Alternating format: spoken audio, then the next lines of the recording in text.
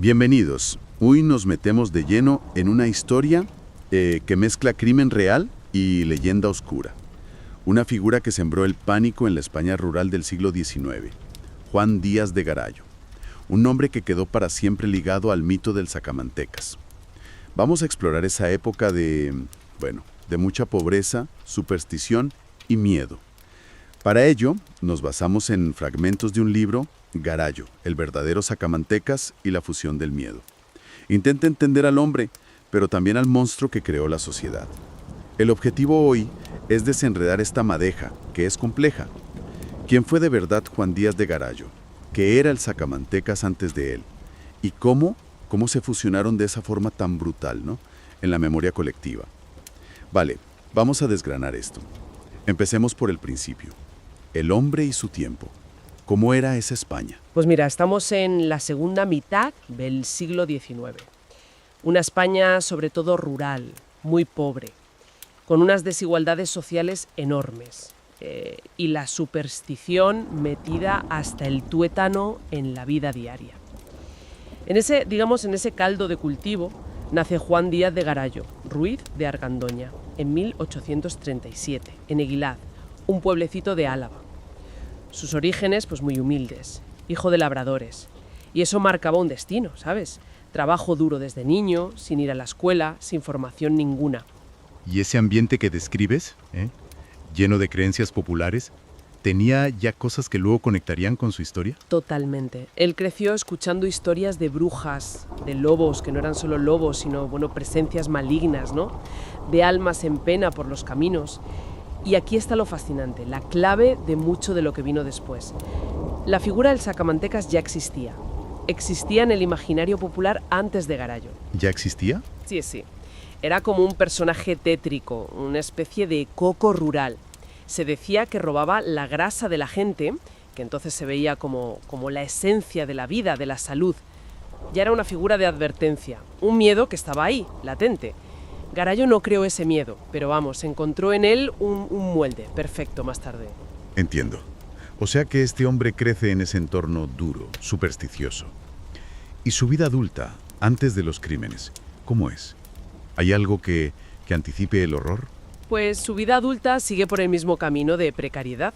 Fue un trabajador itinerante, jornalero, pastor, siempre de un lado para otro buscando trabajo. Eso hacía difícil echar raíces, ¿no? Tener relaciones estables. Lo que nos ha llegado de él es que era un hombre reservado, solitario, quizá un poco hosco. Se casó varias veces, sí, pero sus mujeres murieron jóvenes. ¿Sí sabe por qué? Probablemente por las condiciones de vida tan duras, enfermedades, partos complicados. Aunque también corrieron rumores, de malos tratos, pero nunca se confirmaron oficialmente. En fin, una vida marcada por la frustración, por la falta de futuro, por cierta marginación. Una vida errante, gris, casi invisible, podríamos decir. Justo. Esa condición de hombre común, anodino casi, un campesino más. Eso fue crucial después. No llamaba la atención, ¿sabes? Se mezclaba con el paisaje. Nadie habría pensado al verlo que ahí dentro se escondía, la brutalidad que demostró. Esa invisibilidad fue, irónicamente, una de sus herramientas. Y es ahí, en medio de esa vida aparentemente normalucha, cuando todo se tuerce, cuando empiezan los crímenes. ¿Y cómo? Pues el giro oscuro llega a mediados de la década de 1870. Entre 1870 y 1879 se le atribuyen 6 asesinatos, confirmados, en Vitoria y alrededores. Las víctimas siguen un patrón desolador: mujeres humildes, vulnerables, a menudo prostitutas o criadas que trabajaban en la ciudad pero venían del campo. Su modus operandi era aterrador por lo crudo. Las abordaba en caminos apartados, sitios solitarios. Las agredía sexualmente con una violencia extrema. Y luego las mataba, estranguladas, apuñaladas. En algunos casos, los cuerpos aparecían con mutilaciones que causaron una conmoción tremenda. Y es justo ahí donde se produce esa conexión casi instantánea.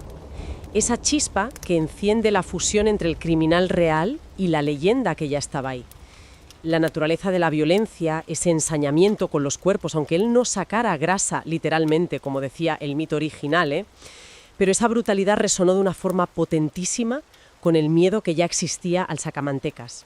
Era una violencia diferente. Sí, iba más allá del simple asesinato. Parecía un ataque a la esencia misma de la víctima, a su cuerpo, de una forma que la gente pues asoció instintivamente con la vieja leyenda. Y fue rápido. La gente empezó a llamarle sacamantecas enseguida. ¿Qué pasó en Vitoria? Fue sorprendentemente rápido, ¿sí? La gente aterrorizada. Y la prensa de la época, que ya empezaba a tener ese puntito sensacionalista, no tardaron nada en conectar los puntos. Él era el sacamantecas hecho carne. El impacto en Vitoria y los pueblos de alrededor fue de pánico total. Imagínate el miedo, mujeres que no salían solas, sobre todo de noche, puertas cerradas a cal y canto, rumores que volaban y se hinchaban. Claro. Mezclando los hechos reales con lo más truculento de la leyenda. La línea entre Juan Díaz de Garayo, el asesino real, y el sacamantecas, la figura del folclore, se empezó a borrar muy deprisa. Y de forma peligrosa. La gente necesitaba ponerle un nombre a ese horror, ¿sabes? Y la etiqueta del sacamantecas encajaba. Bueno, encajaba terriblemente bien. Para entender bien esa fusión, esa fuerza, tenemos que ahondar un poco en el mito original. ¿Qué sabemos del sacamantecas antes de Garayo? ¿De dónde viene ese nombre tan gráfico? El nombre sacamantecas es muy directo, muy potente en ese mundo rural. La manteca, la grasa del cuerpo, se veía simbólicamente como la fuente de la salud, de la energía, de la vitalidad. En tiempos de escasez, de enfermedad, estar gordo era señal de bienestar. Así que robar la grasa era como robar la vida, ¿entiendes? Dejar a la víctima vacía, consumida. Vaya. La descripción típica del sacamantecas era la de un hombre oscuro, con pinta miserable o amenazante, que vagaba por caminos solitarios, acechando. A veces lo describían con cuchillos largos, navajas y sacos o bolsas para llevarse pues, su botín macabro. Una figura sombría, casi un demonio menor del folclore. Y comentabas que este mito no era igual en toda España, que cambiaba. Sí, eso es muy interesante. Muestra cómo el mito se adaptaba a las preocupaciones de cada sitio. En el País Vasco y Navarra, por ejemplo, se le relacionaba más con las brujas, los aquelarres. El sacamantecas era casi un proveedor que recogía grasa humana en zonas de monte para que las brujas hicieran sus ungüentos y pócimas. Qué curioso. En Castilla era más la figura del vagabundo peligroso de los caminos. Se usaba mucho como asustaniños para que los críos no se alejaran de casa o no hablaran con extraños. ¿Y en otras zonas? También cambiaba. Sí. En Andalucía la leyenda a veces tenía detalles aún más escabrosos, que si la grasa robada se usaba para hacer velas que ardían de forma especial o para remedios secretos prohibidos. En Aragón y Cataluña a veces se mezclaba con el hombre del saco o incluso con ogros que comían niños. Se enfatizaba el peligro de desaparecer. En Galicia y Asturias, pues a veces se confundía con otros seres sobrenaturales o con ladrones de cadáveres recién enterrados. Pero si conectamos todo esto, más allá de las diferencias, ves una función común muy clara. El mito servía para canalizar miedos sociales muy profundos. ¿Cómo cuáles? Pues el miedo al extraño, a la oscuridad, a perder la vitalidad, a que te violaran el cuerpo. Y claro, funcionaba como herramienta de control social, ¿no? Sobre todo para meter miedo a los niños y que obedecieran. Era mucho más que un cuento para no dormir. Entiendo. Era un espejo de las ansiedades de la época. Y esa creencia en el valor casi mágico de la grasa humana. Exacto. Eso refuerza la conexión. En una sociedad precientífica, donde la medicina popular y la magia iban de la mano, la idea de que partes del cuerpo, sobre todo la grasa, tenían propiedades especiales para curar o para hacer daño, pues era bastante común. El sacamantecas, en ese contexto, era aún más siniestro.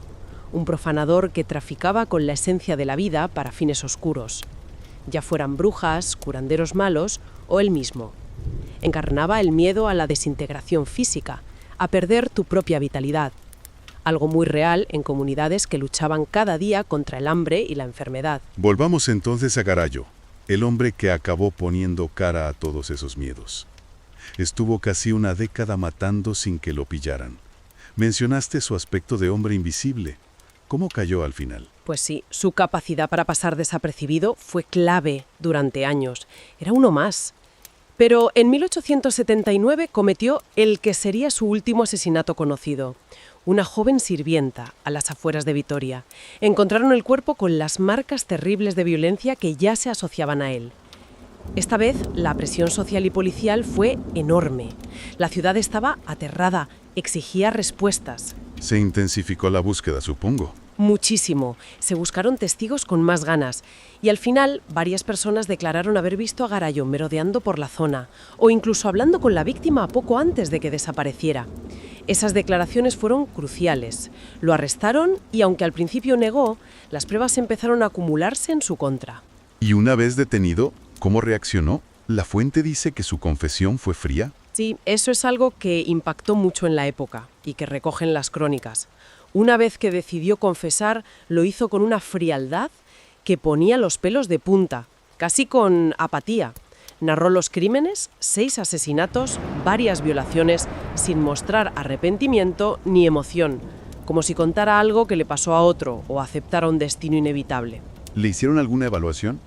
Sí, se le hizo una evaluación médica, rudimentaria para hoy, claro.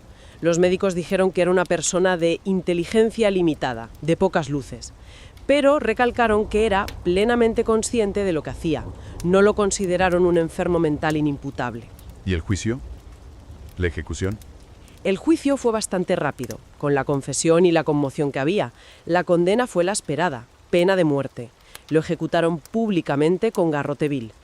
El garrote vil. Sí, ese método de estrangulamiento mecánico, con un collar de hierro, se usó en España hasta bien entrado el siglo XX.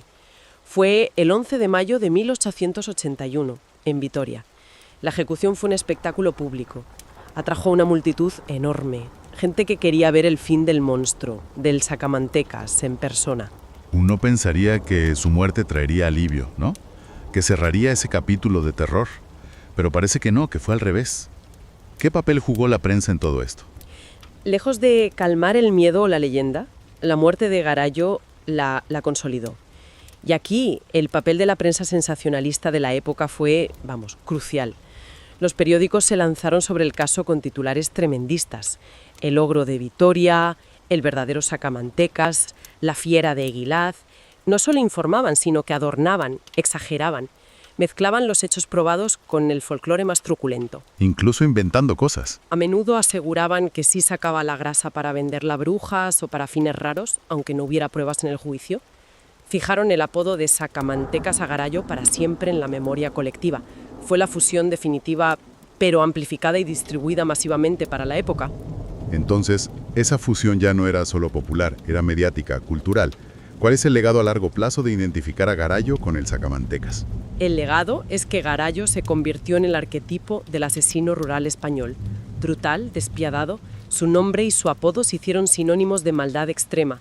Durante décadas, cada vez que había un crimen violento parecido, sobre todo en el campo, o contra mujeres vulnerables, la comparación con Garallo era casi automática. La leyenda abstracta del sacamantecas ganó una fuerza tremenda al tener una cara real, una historia documentada, por morbosa que fuera. Y esa figura híbrida ha perdurado. ¿Hasta hoy? ¿En serio? Sí, de varias formas. Ha sobrevivido en el folclore oral, como cuento para asustar a los niños en muchas zonas rurales. Ha sido objeto de estudios criminológicos, históricos. Aparecen referencias en libros, en pelis e incluso en discusiones en Internet cuando sale algún crimen que recuerda su forma de actuar. Y lo que queda por debajo, y esto conecta con lo de su aspecto común, es esa idea tan perturbadora, lo que luego Hannah Arendt llamó la banalidad del mal. ¿Cómo es posible que un hombre normal, aparentemente, un vecino, un campesino gris, fuera capaz de hacer cosas tan monstruosas? Esa pregunta sigue ahí. Esa idea de la banalidad del mal aplicada a Garallo es potente. El monstruo que no lo parece. Exacto. Rompe con esa idea cómoda de que el mal siempre tiene una pinta reconocible, demoníaca. Garallo era uno de ellos, un hombre del pueblo, y eso lo hacía, si cabe, más aterrador. Plantea una pregunta incómoda para cualquier sociedad. ¿Cómo procesamos que el horror no siempre viene de fuera, de lo extraño, sino que puede estar en lo familiar, en lo cotidiano? Vaya. Que el monstruo puede ser, literalmente, el vecino de al lado.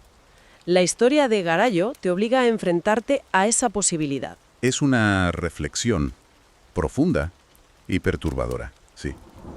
Hemos recorrido hoy un camino oscuro, desde la dura realidad de Juan Díaz de Garay, producto de su tiempo, de su entorno, hasta el mito poderoso y anterior del sacamantecas, nacido de miedos rurales ancestrales. Y hemos visto cómo se fusionaron de forma escalofriante, cómo el hombre dio cara a la leyenda, y la leyenda magnificó el horror del hombre, creando una figura imborrable en la crónica negra y en el imaginario español. Y quizás como pensamiento final, para dejarlo ahí flotando, podríamos pensar que el poder duradero de esta figura del sacamantecas, encarnado por Garay, no está solo en el horror explícito, gráfico de los asesinatos. Está también, y de una forma quizás más inquietante, más persistente, en esa constatación de que la monstruosidad puede esconderse detrás de la fachada más ordinaria, más banal. Nos deja pensando si, de algún modo, las sociedades necesitamos estas figuras, ya sean criminales reales elevados a mito o leyendas puras, para poder nombrar, para dar forma a nuestros miedos más profundos. ¿Miedos a lo desconocido? Sí, a lo desconocido, claro.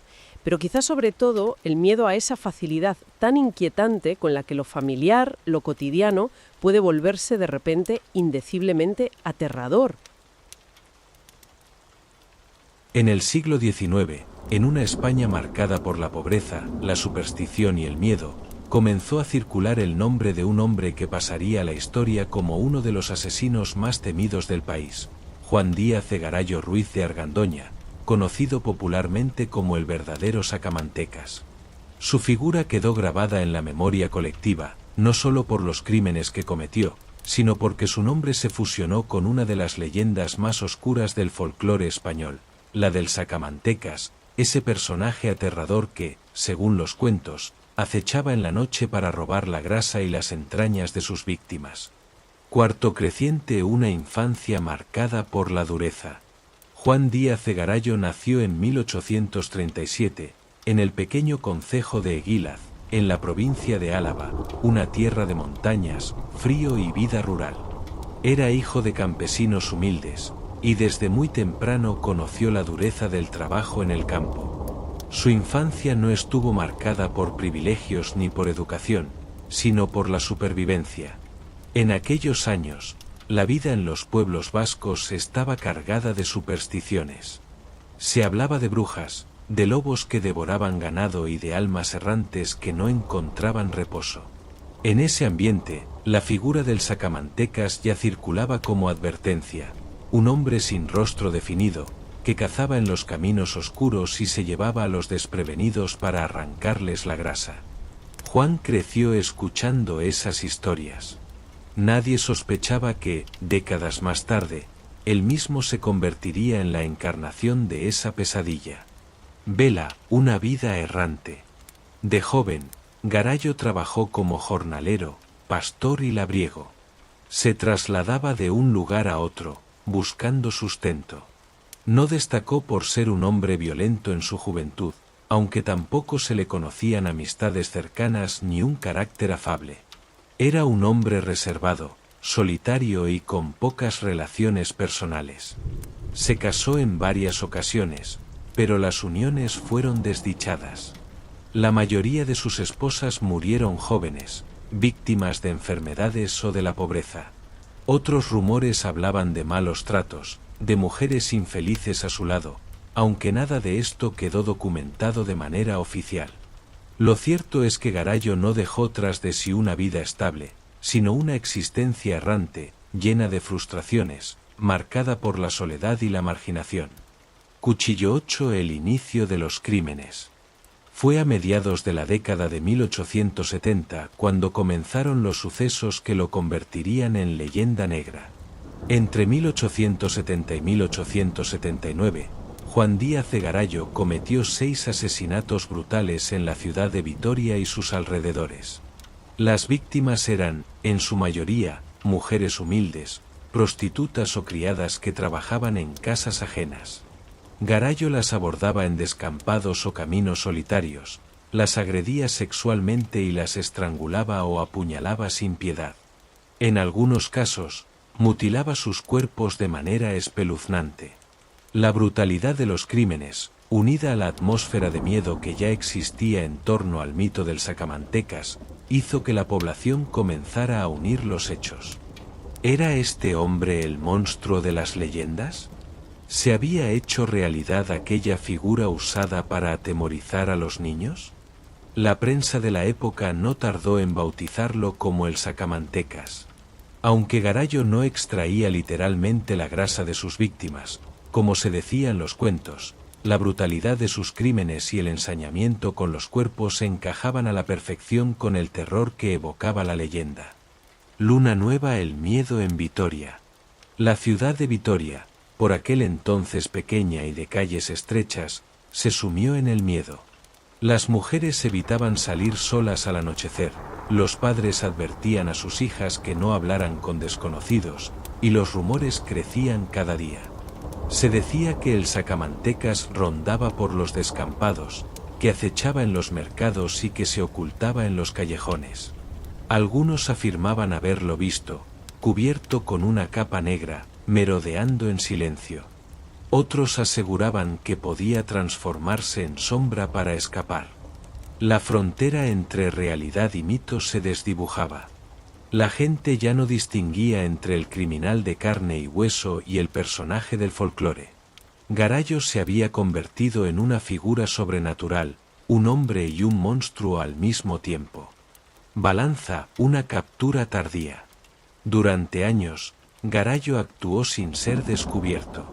Los crímenes, aunque brutales, se atribuían al mito del Sacamantecas, lo que retrasó su captura.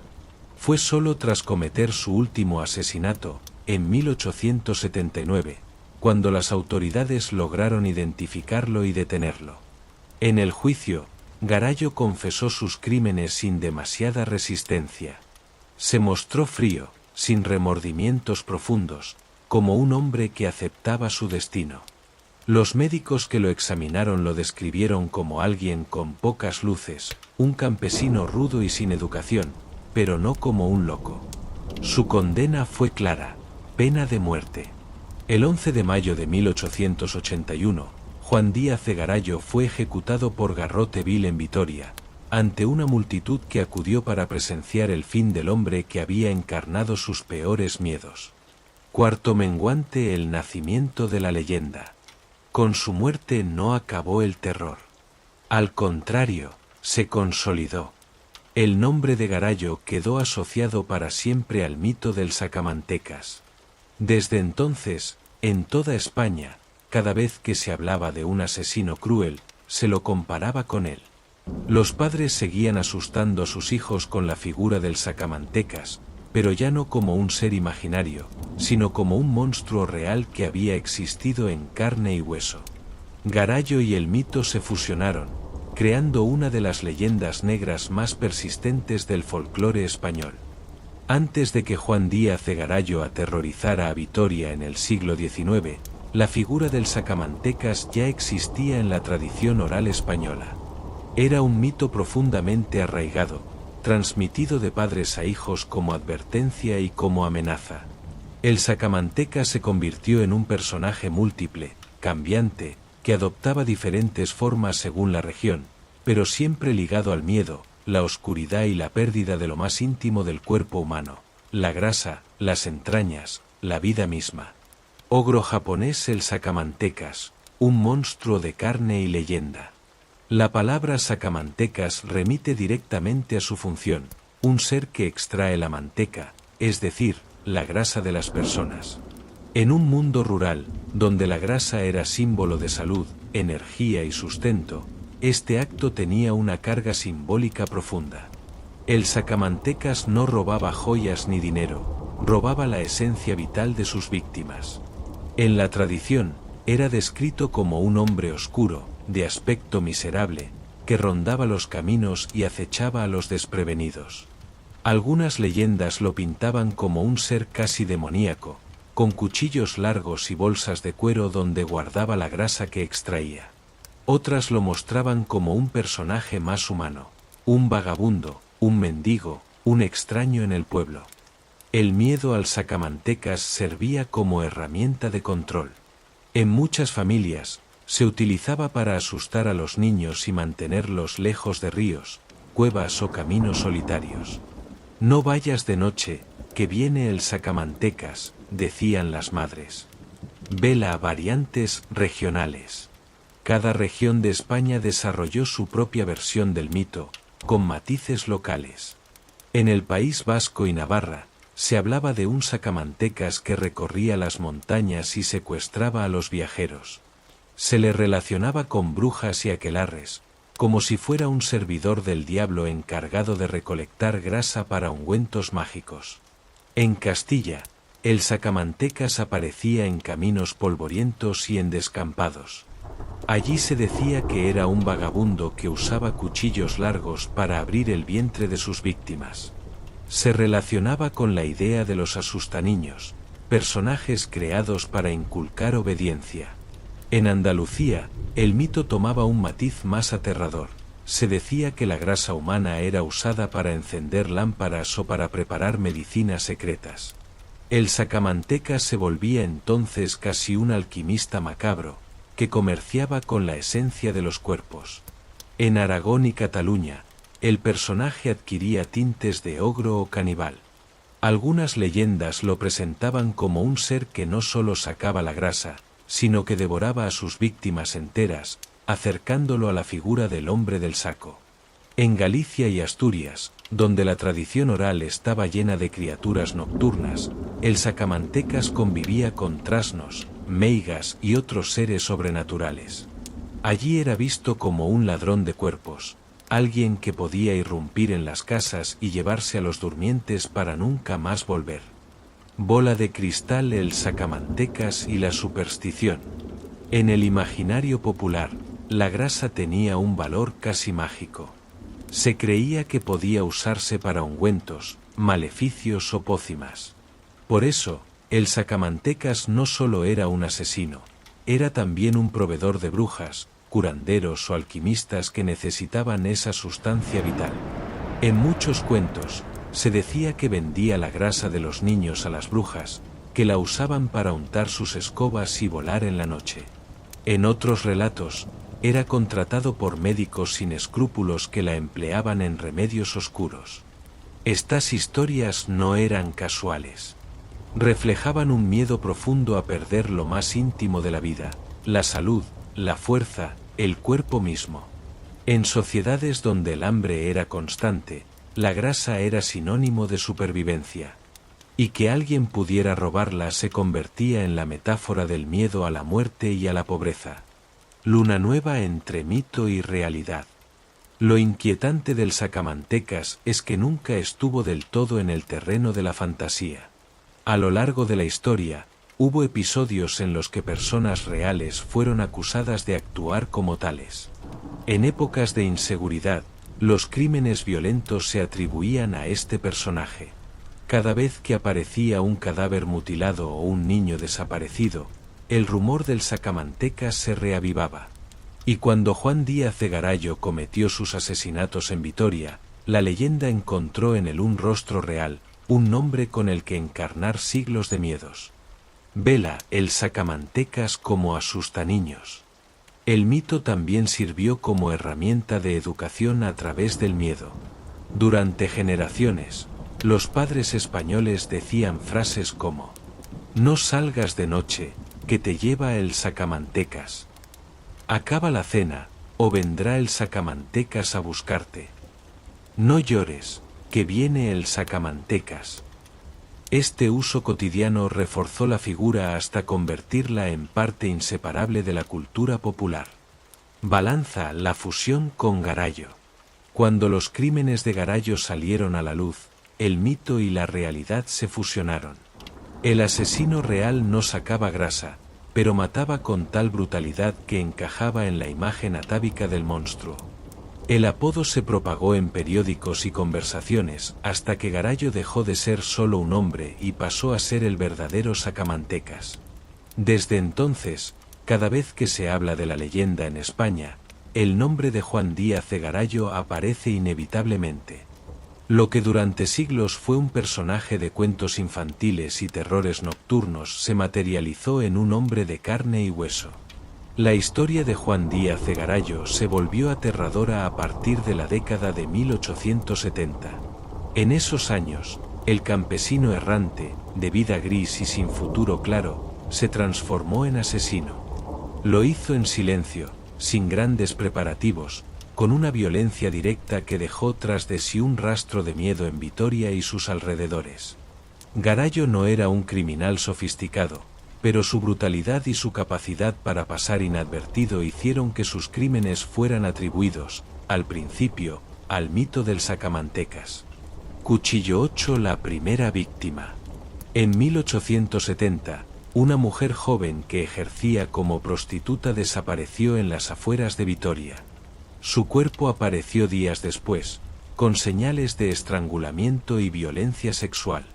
La ciudad murmuraba.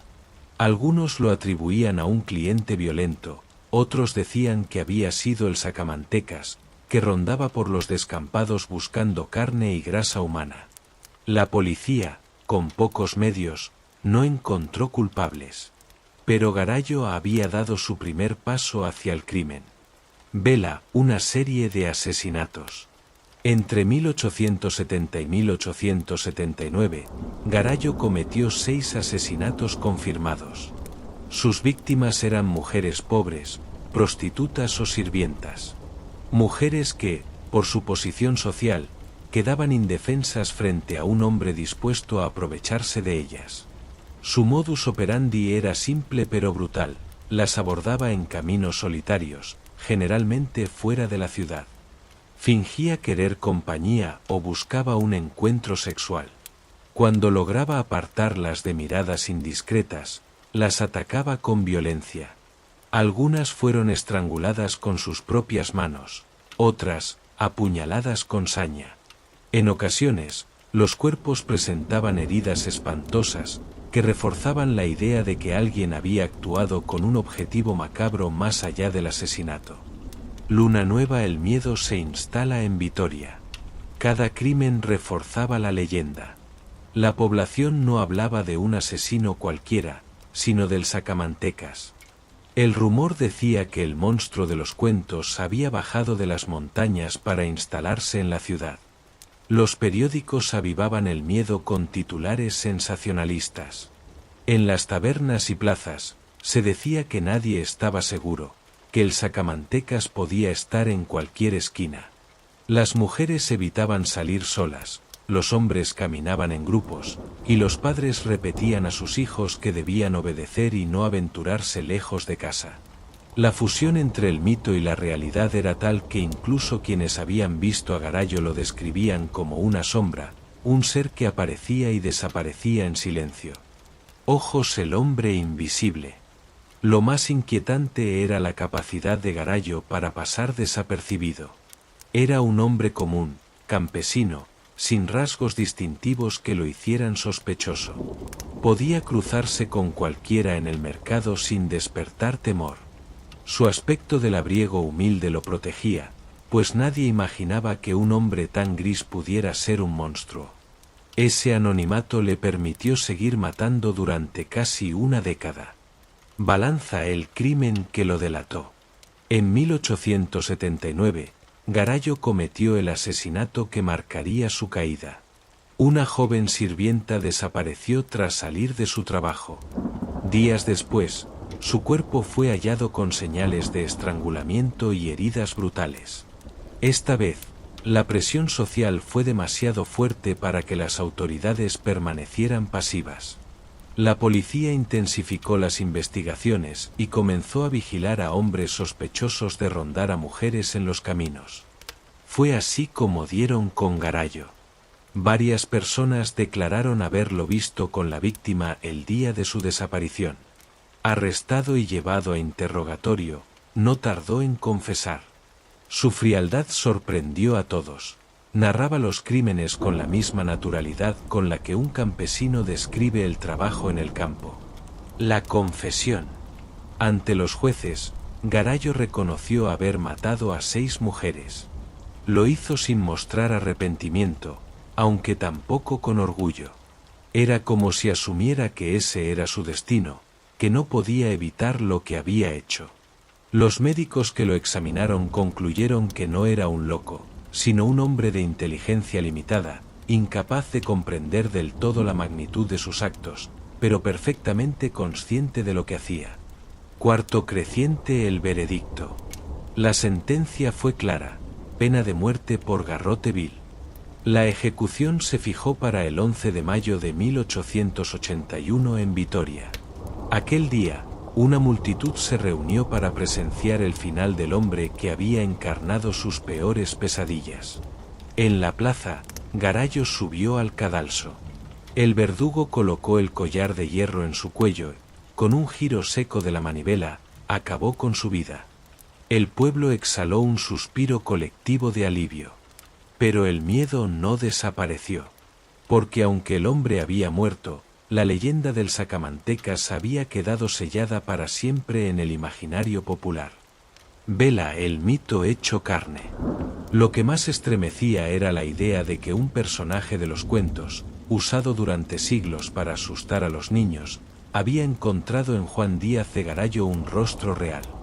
El sacamantecas había dejado de ser una sombra inventada para convertirse en un hombre de carne y hueso que había sembrado el terror en Vitoria. Su nombre pasaría a la historia, pero no como un simple criminal, sino como la prueba de que, a veces, los monstruos del folclore pueden hacerse realidad. La ejecución de Juan Díaz de Garallo en 1881 no puso fin al miedo. Al contrario, fue el inicio de una segunda vida para su figura, esta vez en el terreno del mito y la memoria colectiva.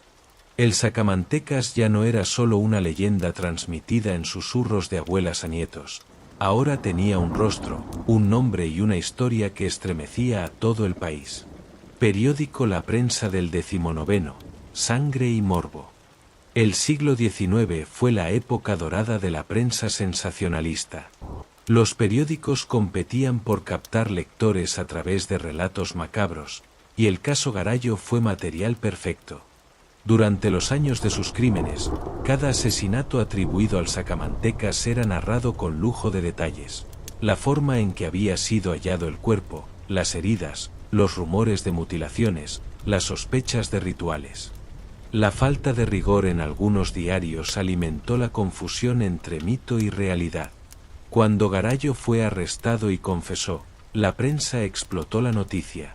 Titulares hablaban del ogro de Vitoria, del vampiro de Álava y del verdadero sacamantecas. Algunos artículos mezclaban los crímenes con leyendas populares, afirmando que Garallo arrancaba la grasa de sus víctimas para venderla a brujas o médicos clandestinos. Aunque esto no era cierto, el morbo vendía, y la figura del sacamantecas se consolidó en el imaginario colectivo. Ojos, la sociedad aterrada. El eco en la sociedad fue inmediato. En las calles, la gente hablaba de Garallo como si hubiera sido un monstruo salido de un cuento. Se repetían versiones cada vez más exageradas. Unos decían que tenía pactos con el diablo, otros que era capaz de desaparecer en las sombras, otros que había devorado la carne de sus víctimas. En las casas, el mito del sacamantecas adquirió nueva fuerza. Los padres utilizaban el nombre de Garallo para disciplinar a los niños. Duerme pronto, o vendrá el sacamantecas. No hables con extraños, que te puede llevar el sacamantecas. La frontera entre leyenda y realidad quedó definitivamente borrada.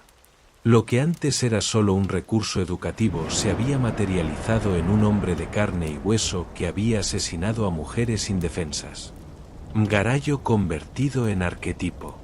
Con el tiempo, Garallo dejó de ser solo Juan Díaz de Garallo para convertirse en un arquetipo del mal.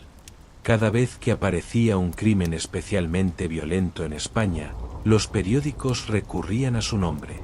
Otros asesinos fueron apodados sacamantecas por la prensa, aunque no tuvieran relación con la extracción de grasa ni con las características originales del mito. Así, Garallo no fue solo un asesino en serie, sino el molde en el que se encajaron muchos otros terrores. Su figura trascendió su propia vida y se convirtió en un símbolo. Vela, la leyenda en el folclore popular. En los pueblos, las historias se adornaban aún más. Se decía que el espíritu del sacamantecas vagaba por las calles de Vitoria en las noches de niebla. Algunos aseguraban haberlo visto rondando cementerios, buscando nuevas víctimas incluso después de muerto. En otras versiones, se contaba que Garallo no había muerto en el garrote vil, que su espíritu había escapado del cuerpo en el momento de la ejecución y había seguido acechando en forma de sombra. Estas narraciones, imposibles de probar, se transmitían de boca en boca, alimentando el mito. Luna nueva entre miedo y fascinación. La sociedad española del siglo XIX vivía en un equilibrio extraño entre miedo y fascinación. Los crímenes horribles de Garallo causaban pavor, pero al mismo tiempo atraían la curiosidad morbosa. Miles de personas acudieron a presenciar su ejecución, no solo por justicia, sino por la necesidad de ver de cerca al monstruo del que tanto se hablaba. La ejecución pública cumplió un doble papel: castigo ejemplar y espectáculo macabro. Los asistentes regresaron a sus hogares con la sensación de haber visto morir a un ser casi sobrenatural. Pero esa misma experiencia fortaleció el mito, porque reforzaba la idea de que los monstruos existen y caminan entre nosotros. Bola de cristal, el sacamantecas eterno. Tras la muerte de Garallo, el mito del sacamantecas siguió vivo. En el folclore español, se convirtió en el equivalente de otros personajes aterradores como el hombre del saco o el coco. La diferencia era que, en este caso, había existido un hombre real que lo había encarnado. Por eso, aún hoy, en muchos rincones de España, el nombre del sacamantecas se asocia con el mal más puro, con ese miedo ancestral a ser devorados, a perder lo que nos mantiene vivos. Epílogo de una época. El caso Garallo refleja algo profundo, como un asesino real puede absorber y dar vida a un mito popular, y como una sociedad entera puede proyectar en él sus miedos más antiguos. En Vitoria, el nombre de Garallo aún provoca escalofríos. Su historia es recordada no solo como un crimen, sino como la materialización de una pesadilla colectiva. El sacamantecas ya no era un cuento, era un hombre, un vecino, alguien que había caminado por las mismas calles y que había demostrado que los monstruos de la tradición podían existir. La ejecución de Juan Díaz de Garallo en 1881 cerró el capítulo criminal de su vida, pero abrió uno mucho más duradero, el de su conversión en mito. El nombre del sacamantecas sobrevivió a su muerte y se proyectó hacia adelante, reconfigurándose en cada época y en cada rincón de España. Vela el sacamantecas en el siglo XX. En las primeras décadas del siglo XX, la memoria de Garallo seguía viva en el norte de España. En Vitoria, se contaban historias sobre el hombre que mataba mujeres y cómo había sido ejecutado en público. Los ancianos relataban a los niños la historia como si hubiera ocurrido ayer, reforzando la idea de que el sacamantecas no era solo una leyenda, sino un monstruo real que había caminado por sus calles. En los pueblos rurales, el nombre se mantuvo como advertencia. En Navarra, Aragón y Castilla, todavía se escuchaban frases como: «No salgas de noche, que te cogerá el sacamantecas». «No hables con extraños, que viene el sacamantecas». Con el tiempo, la figura se fusionó con la del hombre del saco, otro personaje popular usado para asustar a los niños. Aunque tenían orígenes diferentes, el hombre del saco se asociaba a secuestradores de niños pobres, mientras que el sacamantecas estaba ligado a la extracción de grasa. Ambos compartían un mismo fin: ser el rostro del miedo cotidiano. Ojos el sacamantecas y los crímenes reales. El mito también reapareció cada vez que surgía un crimen espeluznante. En la prensa de principios y mediados del siglo XX, era común que a ciertos asesinos se les apodara el sacamantecas, aunque no tuvieran nada que ver con Garallo. Así ocurrió, por ejemplo, en casos de asesinatos de niños o de crímenes especialmente violentos en zonas rurales. El apodo servía para dar un rostro familiar al horror. No era solo un asesino, era la reencarnación del monstruo que había atemorizado a generaciones. Esto reforzaba una idea inquietante: los monstruos no mueren, se transforman y regresan bajo nuevos nombres. Libros El sacamantecas en la cultura popular. A lo largo del siglo XX, el mito comenzó a ser estudiado por escritores, folcloristas y antropólogos. Apareció en libros de crónica negra, en recopilaciones de leyendas y en relatos de misterio. La historia de Garayo, en particular, fascinaba porque conectaba con algo muy profundo: la posibilidad de que un personaje de cuentos infantiles hubiera existido en la realidad. La literatura y el cine de terror también recogieron ecos de esta figura. Aunque pocas veces se representaba con su nombre exacto, el sacamantecas inspiró personajes de asesinos rurales, ogros modernos y monstruos humanos. Su esencia, ese hombre común que esconde un horror inenarrable, se convirtió en un arquetipo narrativo. Bola de cristal, el sacamantecas en el siglo XXI. Hoy, en pleno siglo XXI, el mito sigue vivo. En muchas familias españolas, todavía se recuerda el nombre como parte de la infancia. Algunos adultos cuentan cómo sus abuelos les advertían del sacamantecas si no comían o si querían escaparse de casa. En el plano cultural, el mito se ha transformado en objeto de análisis histórico y antropológico. El Museo de la Policía de Álava conserva referencias al caso Garayo como parte de la crónica negra del país. Escritores de misterio lo citan como ejemplo de la fusión entre mito y realidad. Y en la cultura popular, aún hoy, la palabra sacamantecas despierta un escalofrío. En Internet, en foros y redes sociales, circulan historias que lo reimaginan como un espectro eterno que vaga por las noches. Algunos incluso lo comparan con asesinos en serie modernos, como si Garayo hubiera sido un precursor del mal contemporáneo. Luna nueva, el arquetipo del miedo. El sacamantecas, al fin y al cabo, encarna un miedo universal: que alguien pueda arrebatarnos lo más íntimo, nuestro cuerpo y nuestra vida, sin previo aviso. No es un monstruo sobrenatural, sino humano, demasiado humano. Y eso es lo que lo hace tan perturbador. Garayo fue un hombre gris, un campesino sin brillo, y precisamente por eso resulta más aterrador. No era un demonio con cuernos ni un espectro de ultratumba. Era alguien corriente, un vecino cualquiera, alguien que podía pasar desapercibido en el mercado o en la plaza. Su banalidad era su máscara. Ese detalle explica por qué su figura sigue viva. Porque nos recuerda que el mal no siempre llega con forma monstruosa, a veces camina entre nosotros con rostro anodino y vida humilde. Epílogo de una sombra persistente. En las noches frías de Álava, algunos aún dicen que el espíritu del sacamantecas vaga por los descampados, buscando víctimas. En los cuentos infantiles, sigue apareciendo como un eco del pasado. Y en la historia, su nombre permanece como advertencia: cuando la leyenda y la realidad se funden, el miedo alcanza una nueva dimensión. El sacamantecas no murió con Garayo. Su figura, mitad mito y mitad hombre, sigue habitando el imaginario español, recordándonos que los monstruos más peligrosos no siempre son los de los cuentos, sino aquellos que respiran y caminan entre nosotros. El nombre de Juan Díaz de Garayo se apagó en 1881, cuando su cuerpo quedó inmóvil tras el giro final del garrote vil. Pero su sombra nunca murió. Desde aquel día, se fundió con una de las leyendas más inquietantes del folclore español, la del sacamantecas.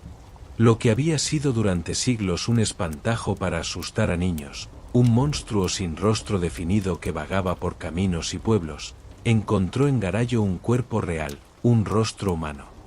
Y esa fusión entre mito y realidad fue lo que convirtió al sacamantecas en un símbolo eterno del miedo. Cuarto creciente, Garayo, el monstruo cotidiano. Lo que más estremeció a la sociedad no fue solo la brutalidad de sus crímenes, sino la banalidad de su figura. Garayo no era un ogro gigantesco ni un demonio de pesadilla. era un campesino humilde, un hombre que había pasado desapercibido toda su vida.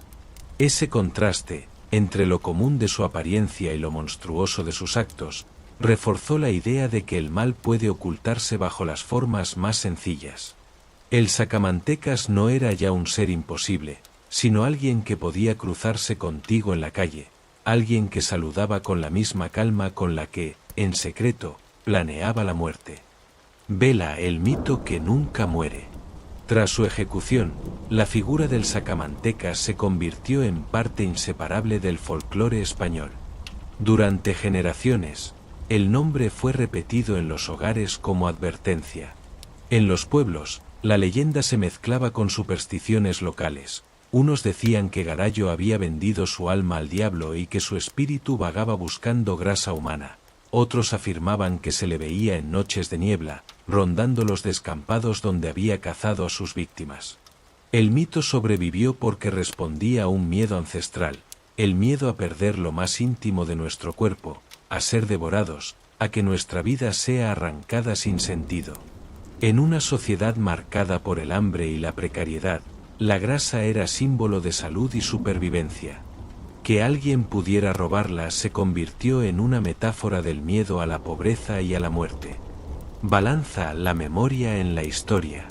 Con el tiempo, historiadores y criminólogos revisaron el caso de Garallo. Hoy se le reconoce como uno de los primeros asesinos en serie documentados en España.